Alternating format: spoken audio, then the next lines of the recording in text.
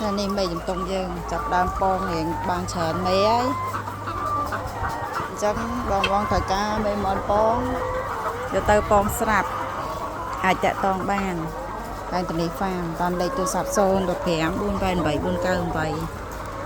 498យកទៅរើបានពងមន់រាល់ថ្ងៃសម្រាប់បងត្រូវការតិចក៏មានដែរលក់ចាប់ពី2ក្បាលទៅអញ្ចឹងបងត្រូវការចង់យកទៅចិញ្ចឹមបានរើសពងមន់ហូបរាល់ថ្ងៃអាចតាក់ទងបានហើយយើងមានលក់ពូជមន់ពងអាចតាក់ទងតាម Telegram 015 488 498នេះរោមេជំទង់តែឥឡូវចាប់ផ្ដើមធ្លាក់ចិត្តគ្រប់មេអស់ហើយថានៅចោះមួយនេះមានអញ្ចឹងទៅនេះអត់តន់នេះមាននេះមេនេះអត់តន់ពងហ្នឹងចឹងបងត្រូវការអាចតាក់ទងបានតែភាគច្រើនយកទៅគឺមានពងហើយ5ក្បាលយកទៅពង3ហើយចឹងចង់បានមន់ពងពងមន់កូនមន់ពងអាចតាក់ទងខាងតានីហ្វាមបានខាងយើងមានលក់អរគុណច្រើន